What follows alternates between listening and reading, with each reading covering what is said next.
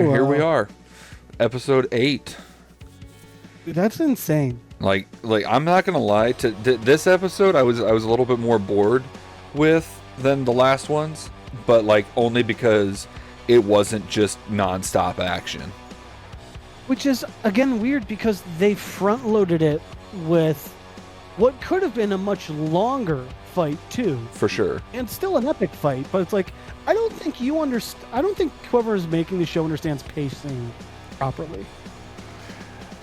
I can That word I was can see supposed to that. be pacing, I got paid. not pacing. Well, our German audience got it. What you were trying to say? You know what they say, tomato, tomato. Potatoes and potatoes and so yeah, so we do start off with the coolest fight. Bullcut and Kafka, or Bullcut more than Kafka. Bullcut's like, I'm gonna fucking kill this kaiju, and Kafka's just like, I am going to not get killed but also not kill this Bullcut. I wonder which one was harder for him.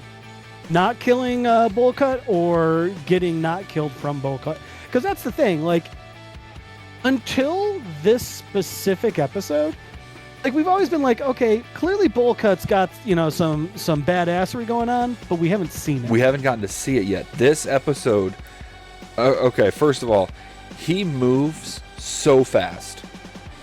Yeah, Like, not just like, I mean, you literally can't. Kafka as a kaiju can't follow it completely. right. And also the way he moves, I'm just going to throw this out there. The way he moves when he's fighting feels very much like Demon Slayer.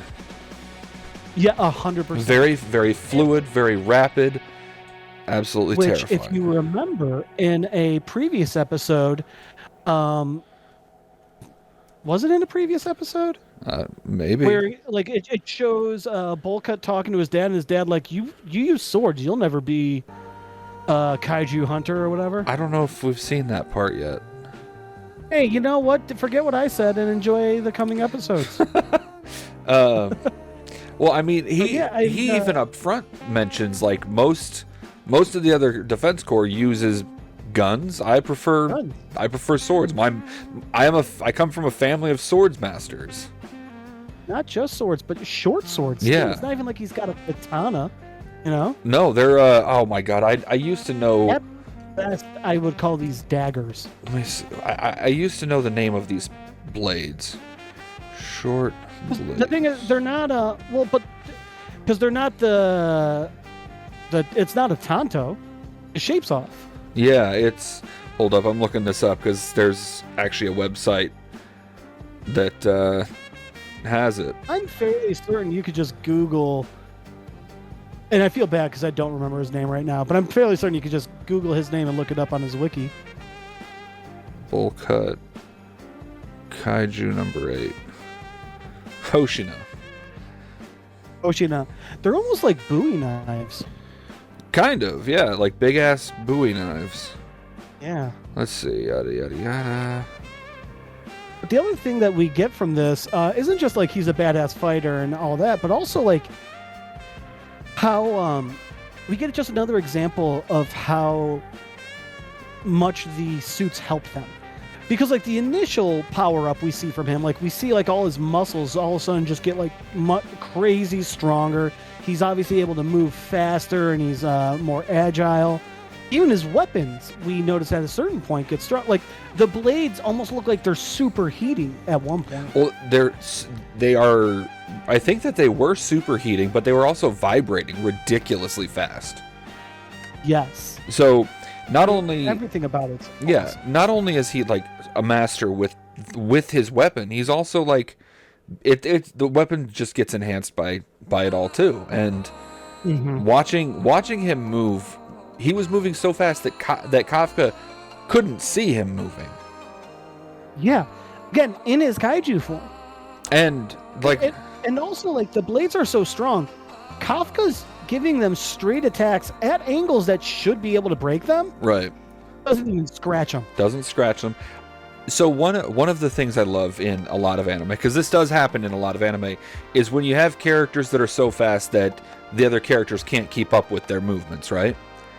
But one Right. thing that you always typically will have with those characters and their super fast fluid movements is they will slow it down for the viewer to be able to follow it, right? Yeah. They didn't do that with Hoshino. There was definitely points where Hoshino was moving faster than the camera. And it was like that's a beautiful touch to show like this is a world that's still grounded in realism. And not everything's gonna like they're not gonna hold our hand for everything. Yeah, it's the difference between like, okay, this is going to be a very niche comparison, but Harry Potter and a series called The Dresden Files. Harry Potter, it's the entire world is all magic.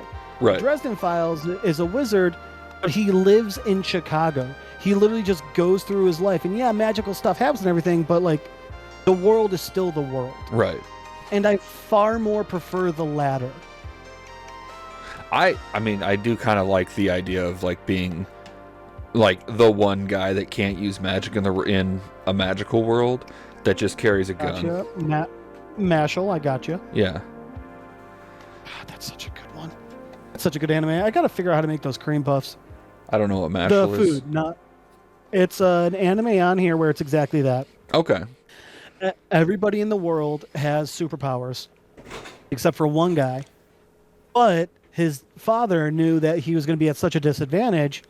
He had him train so he's so strong physically that he's literally tricked people into thinking he's magic. Oh, like it's the guy with the basically Harry like a Potter Quidditch. scar Exactly, yeah. under his eye. They're doing like a Quidditch style game, Yeah. and no one knows that he doesn't have magic because his legs are so strong. He jumps and keeps kicking, so he's floating. I remember you talking about this one. Yeah, that's Yeah. that sounds So it's hilarious. ridiculous. Exactly. It is one of the funniest anime I've ever seen. Anime? I think anime is plural as well as singular. Okay. Yeah. Well, and this anime very much is one of the same because like they do a good job balancing the action with the comedy because Kafka, while fighting Vice Captain Hoshino, is like, okay, I'm not going to win this fight because to win this fight, I'm going to have to kill my direct superior officer, and I don't know if you know this, they'll have to kill me if I do that. So he takes the only thing that he knows how to do in this instance, which is to cut and run. He ends up catching Hoshina's blade when he makes a fucking mouth on his arm. With his mouth, was it his arm? I thought it was a mouth titty. Oh, it might have been a mouth titty. Titty mouth. I thought it was his arm. Might have been, yeah. Either way, he makes a mouth on a part of his body that's not his face. It sure does. Catches Hoshina's blade. Which also reminds us of, was it the second episode? When he's running with Reno and all of a sudden his body's just like warping and changing and all this stuff. Like we had forgotten he's got shape-shifting powers. Yeah, he's got some ridiculous secondary powers on top of just being hella strong. And so in the middle of all this dodging and ducking and dipping and diving and dodging, he catches Hoshina's blade in his titty arm mouth, and in that moment, for a split second, you actually see like Hoshina be like, "Oh shit, I might die right here," and Kafka's just like, "Nope," punches the blade out of Hoshina's hand and takes off, like just fucking books it, and also leaving the blade. Yeah, he didn't took nothing with him. He just ran. And here's the thing: do you think that they have tracking devices for all of their weaponry? I was just thinking that. I mean, it would make sense in the guns; they're big enough. But like the blade, then again, I mean, this is literally a world where their suit can let them run on walls. Yeah, it so, augments. I mean, and also like if you figure like Apple AirTags or whatever, they're tiny. They're like the size of a quarter. You just slap those on the hilt of a blade. I think you're okay. And if there's one thing we do know about Kafka, he is quick to analyze. So he might have thought of that. Yeah, but yeah, so he just kind of fucks off, and it hits Hoshina pretty hard. He's like, "Holy shit, I lost." I lost. He's also so confused because he realizes that not only did he lose, but he lost to a kaiju, a do kaiju, mind you, that wasn't trying to kill him. Die. None of this battle makes sense to him. A die kaiju. I kaiju, thank you. Yeah. And the best part is, during this whole thing, the captain thinks it's funny how pathetic he looks and starts taking pictures of him. It is one of the, I feel like one of the most underappreciated characters up to this point is Mina. Captain? Yeah, Captain Mina, because like she is so stoic all the time, but then every so often you get these little moments where she's just like, teehee, I am girl. Exactly. But which I get that. I get why they did that. The entire point is to make her seem separate, make her seem, because it gives you that air, that mystery, the greater than, you know. Right. But I think they went a little too far with it. So sure. So scenes like this are really helpful. Yeah. Well, and one of the reason that he's so confused is he even mentions that, first of all, the kaiju didn't kill him. The kaiju had multiple opportunities and made a very clear statement that he had the capabilities to do this, but the kaiju did not kill him. He fought defensively and at the first opportunity cut and run. And in addition to the defensive fighting, he mentions that it didn't fight like a kaiju, it fought like a human. Yes, which again, just another sign of just how impressive Hoshino really is. Right. And as he's getting that, or as he's having this revelation, we see the kaiju number 9, who has sauntered his lovely humanoid ass away from the fight and is stopping traffic because he needs a new body. Just walking down the middle of the road, car pulls up, and of course it's Japan, because instead of laying on the horn and calling him an asswipe, he gets out to make sure he's okay. Well, he does lay on the horn at first, like, hey man, get your ass out of the road, and 9 turns around and he's like, oh, you okay, man? Hey, is everything okay? And then, in the most dramatic way possible, number 9 just like full-on Attack on Titan swallows this dude.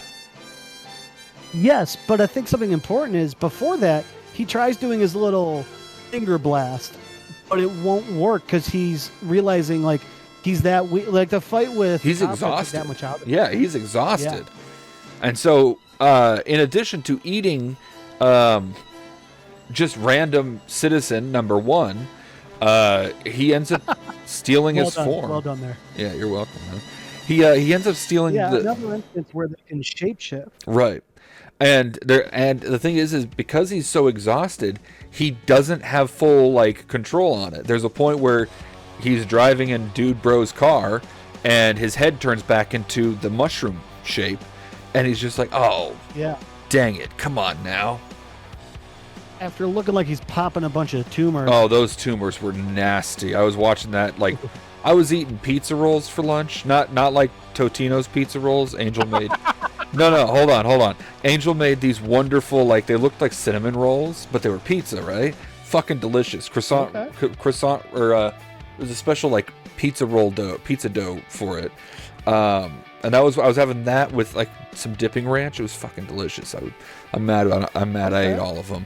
But yeah, I was eating that while I saw those. I found a recipe for like cracker thin pizza crust. I'm very excited to try it this coming weekend. Fuck yes. So yeah, and so he's wigging out, trying to just like driving away, going back and forth between kaiju and human. Yeah, and at the end of all this, big first fight. The Defense Corps is, they're all coming together at the end of it. Kafka comes back and meets up with Kikaru, who's like, "Hey, I'm not gonna say I'm happy that you're still alive and didn't get killed, but like, I'm happy you're still alive and didn't get killed or whatever." Right. While then immediately getting pissed at him. Immediately, like, "Hey man, what the fuck was that?" Like, dude, you're not the Defense Corps, okay? I'm the Defense Corps. You're supposed to just like stand there and look pretty. I mean, not pretty like that, but like whatever. And you know, like obviously, like she has some concern for her friend, and stuff. Well, she's also like everyone except Kafka is annoyed with Kafka for almost giving up his secret. Yeah. He is the least concerned about other people finding out he's part kaiju. Right. He's like, okay, look, man, I watched Spider-Man. I understand. With great power comes great responsibility. And he's like, but I'm missing half of the responsibility, which is don't reveal it to everyone. Yeah. And then I love Kikaru and Kafka head to the hospital. And in the hospital, Reno's just like, they go see Reno the bitch. Reno King of the bitch, Jizz, and Queen of the bitches. Queen of the bitches, and he's like, oh my god, I'm so glad that everyone's okay, and Sir, thank you for saving me and Iharu, and Iharu's like, what did he do? At which point they're like, dude, you almost Far Cry 6'd me, man. Right. For those fans that don't know that don't get the joke, Jeff did some beta testing for Far Cry 6 a couple years back, and because I was spending some time sleeping on his couch, I had to know so that he kind of could work. And I wasn't supposed to tell anybody, and I kept accidentally telling everybody. Like, immediately, anytime we were around someone. And then I got... It was not in the moment, but now it's hilarious. And then I got smart, and I was like, oh, I just need to not talk about it. And that's how NDAs work. Got it. You kind of nudged me when we were talking to Key, because I was kind of tiptoeing around it by accident, and you kind of nudged me, and I was like, don't worry, I'm not going to say anything. I don't know anything about Far Cry. And you're like, dude, you son of a bitch. Oh, man. How far we've come since then. I will say, well, also, like, okay, it's not like anyone from Far Cry was going to find out. And honestly, I don't know if they really would have cared. Yeah. I was just playing the beta game, and let me tell you, after it was released, maybe go back to like Far Cry 3 and 4 days, you know? I don't, because as I said then, I don't know anything about Far Cry. That still holds up today. Yeah. So, Far Cry 3 is still my favorite, but anyway. Iharu overhears like, oh, old man did something, but nobody really, and they're like, oh yeah, you know, like that part where he was, the reproductive organs, and he's like, oh yeah, no, good job on that, old man. Cool. Right. Cool. And then he goes on to fangirl about Kaiju No.8, which I think is such an interesting take, because it's kind of okay, this anime has a lot of things that feel like other anime, like I already mentioned, they had some Attack on Titan-ish elements, we had some Demon Slayer. It was very much in the same vein as My Hero Academia, when Hero Killer Stain was first like becoming a sensation. Oh yeah. And there's even like I think it was Kaminari was like, okay, look, I know the guy. Kaminari was saying like, I know that Stain's a bad guy, but like he kind of has some good points, and also he's kind of a badass. Like, yeah, it's kind of I wouldn't say it's like idolizing the villains, but it's definitely an understanding or like a respect for what the villains are capable of. Absolutely. And did you get through all of Stain's story arc? We are at the Metahuman Liberation story arc. Okay, so also like Stain makes, I forget Ingenium's real name. He makes Ingenium, Todoroki, and Deku all better heroes too. Yeah, for sure. Which, don't get me wrong, his mission to go about doing so is super fucked up, but I mean, like, he got the results. Yeah, I mean, babe, you're fine. Angel's cooking dinner, so things keep going off, and she's just over there, just trying so hard not to make noise. Yeah, she's fine. Yeah, I mean, the music... I don't think our sponsors are going to leave us. Our AI music that I put over this is going to make up for it, so it's all good. Exactly. So we have Iharu fangirling, and then we have like they're all like, okay guys, look, it's great that you're feeling better. Get your asses up. We're going out drinking with the guys. Right. And we find that God, what's the green-haired one that keeps his hair in a ponytail? Not Kikaru. No, that's Kikaru? no Kikaru's. Kikaru's Blondie. That's the girl who's awkwardly in love with Kafka. Ugh. Considering she's like 14. She's Which, by the way, I don't know if you noticed. Whatever. During that scene, everyone's literally drinking a giant mug of beer, and she's got a glass of orange juice. That seems to be the thing that people will do in anime, is they'll give orange juice or like apple juice, which I can't say I blame them. Like, I like apple juice. I don't drink much. And don't get me wrong, Reno's drinking the juice as well, but with her it's just like, oh, that's right. She's so fucking young. She's like a literal child.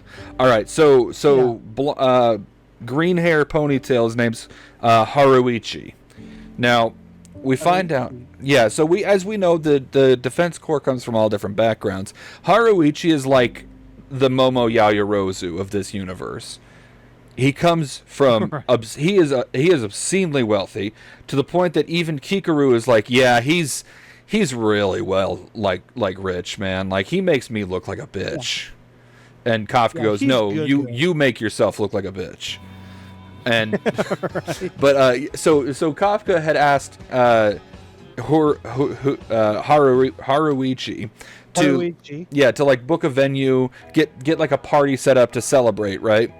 And everyone's like, dude, you did a great job asking him. Like how did you did you plan to have him do it? Did you know where he comes from? And he's like, no, why? And they're like, dude, he's like the richest bitch here, right? His family makes the suits, dude. He has all the monies. Like, money for him is like he owns a country, probably. I would be willing to bet that he himself owns a country. And he's just like, oh, I didn't know. I just thought he'd be good. So like the venue they're at is bringing out like grade 6 Wagyu steak, which I don't think exists. Thick black Wagyu. It does not. Yeah, like they're bringing out. They make that joke. They go, I didn't even know they made that. Well, and they're like, and they're even like, I don't. So Haruichi is even like, hey, I didn't ask for all of this opulence. You didn't have to go this hard for me. And the owner of the restaurant's just like, look, man, knowing who you are, we are going all out for you at the cost that we originally arranged. Like, we're not going to charge you extra for all this. And then this scene right here is probably my favorite one that's not involving fighting directly, which is everyone's drinking, eating, and being merry, and Reno's like, wow, it's really nice that we're all getting to bond like this. And then it very quickly turns to everybody just going at each other's throats. Like, fists start getting thrown, like, you guys suck at your job that we had to cover for your asses, and they're just ripping into each other. Straight up trying to arm wrestle everyone. Yeah, Kafka's trying to prove that he's strong, even though, I mean, realistically speaking, he probably is fairly strong without the suit. It's just the suit, he doesn't work well with the suit. Like, he could probably beat me in an arm wrestling contest, but I'm soft and out of shape. So everyone just starts everyone starts going at each other, and Reno's like, oh, we need to stop it. We need to stop everyone fighting. Why is everyone fighting? And Hoshino's, we all just get along. And Hoshino's like, no. Watch what happens. And then within a few minutes of all this arguing, everybody starts strategizing for the next time. They're like, okay, we know where we're failing now. Let's fix it so that next time we go in better. And I mean that right there, that's fucking teamwork, you know. And also just passion. They're all so proud of what they do, and they all want to be the best they absolutely can be. Right. And I think it also shows some maturity because they're talking about their failures in a life and death situation, but they're not like defensive about it, and they're not angry about it. They're just, hey, you're right. This didn't work. What can we do better next time? Right. It shows it. You know what it is? It shows a level of professionalism, and that's obviously something you want from your literal kaiju defense force. Yeah. Not only that, these are the people that you're going to be covering your back. Exactly. And I mean, once it's a domestic one, but they're a military force. They need to just know that. Well, and I love also that once again we get this blue-haired, loud, like woman that showed up in the entry stuff, and then shows up again here, and they're like making it look like she's a focal point of the anime, even though she's said like 3 things the entire series. Yeah. Amazing. And Kafka has proven himself to the Defense Corps. Vice Captain Hoshino steps up after everyone's kind of settled down. And he's like, I want to make an announcement. This is an official statement from Defense Corps. Kafka, you ended up pointing out something that saved a lot of lives today. You helped us figure out how to stop these things from reproducing. And for that, we are making you an officer within the Defense Corps. You are officially an officer member of the Defense Corps. Because it's important to remember, he was brought on like provisionally. Right. He was still a cadet this entire time. Right.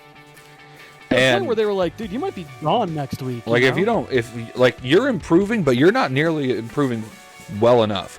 So in this moment, like, Kafka doesn't get in because of what he is capable of. He gets in because of what he can observe. Kafka is. And I like that they showed that that's still literally not just important, but literally still saving lives. Right. Kafka, and it does. Yeah. Intelligence is important. Kafka sees that, like, he recognizes, like, okay, I got in on the merit of my intelligence. I need to prove that I am worthy of sticking around. So he spends time, again, he's hitting the books again as hard as he can because he knows he cannot take it easy. And as he's hitting the books, just a little nerd he fucking is. Just a little nerd. And as he's hitting the books, it gets to that point again where he's like, okay, I got to go to bed now because last time I was up this late, Vice Captain Hoshino got on to me for being, a bit of a dude, staying up too late and shit. And so he's like, hey, you got to learn, but it's also important that you rest and don't push yourself too hard just because you need to push yourself too hard. I mean, Master Roshi's training regimen included a nap every day, which was fucking rad. Gotta love the turtle hermit. And so as he's going to bed, he sees the training room light still on, and he goes and checks it out, and it's Vice Captain Hoshino, and he is shadow fighting against what Kafka realizes is he's replaying the fight against Kaiju No.8. And he's seeing like all these different ways that Hoshino could have killed him. And he's just like, oh shit. And then and Hoshino, when he starts explaining it, the look he gets is a straight up murderer's look. Right. I mean, it would only be for a kaiju, but like it is every villain I'm gonna kill you look you've seen in any anime. Right. Well, and not only that, but as he's describing it, you can see Kafka getting more and more uncomfortable. And Hoshino's just going like in-depth graphic detail of what he could have done to, decapitate or rip the core out and all this detail. And you're looking at it and you're like, does he know? Like, does he know that Kafka is Kaiju No.8? Has he pieced this together and this is like a warning? And then Kafka 100%. Starts panicking and he's like, dude, we're on the same team. Relax. What's wrong with you? And he's like, I'll help any way I can. And that's when it's like, maybe he doesn't think Kaiju's No.8. Yeah, he's like, I'll help any way I can. He's like, yeah, headlock. yeah, bullshit. Like, you're gonna help. Are you gonna give and it's such a great quote. I wrote it down. Are you gonna give 110% of your 1%? And it's just like such a fuck you. And that moment, like Kafka definitely gets humbled, but then Hoshino's like, okay, you know what? Maybe I'll believe in you 1%. And it's like, okay, Hoshino, you're being a dick. You know you're being a dick. You're intentionally being a dick. But like at the same time, he's also saying, I'd say that's good leading. Yeah, for sure. He's not hyping him up like, oh yeah, you're gonna go out there and crush it. But at the same time, he's not like, man, you fucking suck. He's like, you're terrible. We're like, no disrespect to you. You're a terrible fighter. But at the same time, I do see that you're putting in the effort and you're trying to get better. And you are getting better. It's just you're not there yet. And let's remember, the only reason Kafka got to get a chance to come into all of this is because of Hoshino. Right. Now, originally it was because Hoshino was like, I feel like laughing at this guy. But I mean, hey, he's still the reason. Yeah. Well, and then we get the after credit scene, sort of. So good. Is Kafka is in Mina's office, and Mina's like, congratulations, welcome to the official Defense Corps. I want you to know that it was Hoshino that recommended you get promoted. Like, he put in for this. Yep. And then she says, now, all that being said, you're still not strong enough to fight alongside of me. And Kafka's like, oh my god, she remembers. And then he slips up and says, I'll be there soon enough, Mina. At which point she's like, okay, give me some more push-ups, dumbass. Right? Which still had a playful vibe to it, but was just like, oh god. Man, she's trying to give you a little bit of credit, and every time you just shoot yourself in the stupid foot. Right. And you can also tell she kind of likes it. Oh yeah, she's absolutely toying with him on that, and like, I appreciate that dynamic because, like, it's.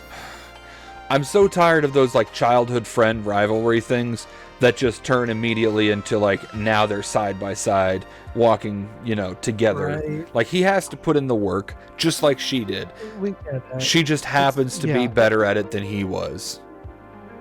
I'll tell you what, I'm also so tired of the Disney like, well, the main guy and the main girl have to get together. I don't know if they're going to here. I don't know if this is a romantic interest or just Kafka pursuing that friendship he feels like he lost. Right. And I like that too. Because now the way they're setting it up, say they do go into a romantic relationship, they're setting it up naturally. Right. It's not. And I'm okay with that too. Yeah, he doesn't get misty-eyed when she walks in the room and just be like, oh my god, she's so beautiful. It's there she is. That's what I'm striving to get to. Mm-hmm. Exactly. And it's just this good. They've got a good balanced relationship. Yeah. Which is funny because of how imbalanced their power dynamic is. Oh yeah. Well, this dynamic is. Have you watched One Piece? Some of it. I have a hard time with One Piece because it just drags. It makes the same problem. Yeah, exactly. It drags. There's a relationship that we get in early on in One Piece that we see. It's Zoro and his old rival from when he was training to be a swordsman. Kuina. Is it a woman? Yeah. Yeah. So he's probably like 10 years old, and she's just a little bit older than him, but she is so much better than he is that he becomes. She's better with one sword than he is with his three. Yeah. Right. I remember now. Yeah, and then she falls down some stairs and dies. Well, you got to be careful of them. Their stairs. I was watching and I was like, that is the dumbest way that you could get rid of her, is to have her fall down some stairs and die. It's literally a world of pirates and fruit monsters, and you have her trip. You could have had her have like some like genetic sickness or like just retire from sword fight. No, you had to. Oh shit! What's the redhead's name? Her idol straight up got murdered. Yeah. This girl missed a step. Fell down some stairs. Yeah. Yeah, but If she had tied her shoes better, she'd be alive now. well, she was wearing sandals. That's probably why she tripped. Yeah, you Dumb know what? bitch. The only way she would have died faster if she was trying to drive with them their sandals. Okay, real quick sidebar on this. Driving with flip-flops. Is I it do it all the time. No, here's the thing. I've heard this before a couple times, but I don't know if it's a thing. Is it illegal to drive barefoot? It is, yes, in most states. Okay. What? Which I do it all the time. I do too. Like when I wear flip-flops and I go out and about, I just slip my foot off out of the flip-flop and drive. Like, I'm not gonna wear fucking flip-flops while I'm driving. It is not illegal to drive barefoot in Texas. Let's see about Ohio. And it is not illegal to drive barefoot in Ohio. Okay. But especially when I was still driving a manual car, yeah, I was absolutely going barefoot instead of flip-flops. With a manual, yeah, you have to. I mean, you don't have to, but it's just way easier. Yeah. Well, I mean, it is not illegal to drive in flip-flops in Texas. And it is not illegal to drive in flip-flops in Ohio. I feel like my bitch of an ex just didn't like me to have fun in life, so that's why she kept telling me these lies. Well, hang on. I can tell you in one more quick state search. Okay. So it is not illegal to drive in flip-flops in Illinois. Okay. But I was always told it was. And the reason why is because I was told this by my driver's ed instructor. So it was literally, it's just because it's more dangerous to drive in flip-flops. Mm-hmm. That's the only reason. Mm-hmm. Yeah. Yeah, much like it is first naming your commanding officer that just happened to be a childhood friend of yours. It's pretty dangerous.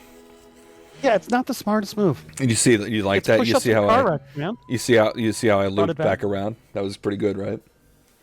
You went full circle. I did full circle. But anyway, so then we get to the last part of the cliffhanger for the next episode. Kaiju number 10. That's right. Yes. So okay. Which I don't think I'm revealing anything by calling him that. It's just he's the next Kaiju. Right. We can piece together based on the fact that he's humanoid in size and appearance, and also is controlling other kaiju. So Kaiju number 8, we have a demon skull-faced guy with big muscles. Cool, he can shapeshift a bit. Kaiju number 9, we have a big fungus-headed fuck that shoots laser beams out of his finger. Kaiju 10... and seemingly creates other kaiju. Yeah. Kaiju number 10 is introduced with a swarm of, like, dragon-type kaiju. And he is standing on top of one, arms crossed, just like a fucking like badass. Aladdin on the fucking carpet, man. Yeah, he is standing on there, so surefire cocky of what he is about to do. And he's gonna show Kafka the world. And I love the way his design is, because he looks like he's wearing a suit of armor. Dude, I mean, it's shining, shimmering, and splendid. Yeah, absolutely. Yeah. Like he absolutely. It looks like dragons. It looks like a dragon-themed armor. Right, just head to toe, red, scaly armor, and he is like no joke. When I saw him, I was like, "Oh shit, already?" And it's one of those ones where, when you see this guy, you're actively pissed the episode's over because you just want to see this guy again. Yeah. Well, not only that, it's just like we haven't finished dealing with Kaiju 8 or 9. Not even a little bit. And we're already getting number 10 thrown. Like, I feel bad for the Defense Corps. And we're getting 10 with an army of regular Kaiju dragons. Yeah. Like, it's not just 10. It's 10 with an army of other Kaiju. Like, this is... You guys thought mushroom guys were bad? Oh boy. Yeah, and these dragons look a lot more deadly than the mushrooms that just kind of walk around and numb on people. Right. Yeah. So next episode is going to be, my God, called Raid on Tachikawa Base. Wait, that's episode 9 out of 10, right? 12. 12. Okay, thank God. I was going to say, like, there's no fucking way that they're going to introduce Kaiju number 10 and then give us, like, a half episode worth of story and then just be like, Right. lol, see you next season.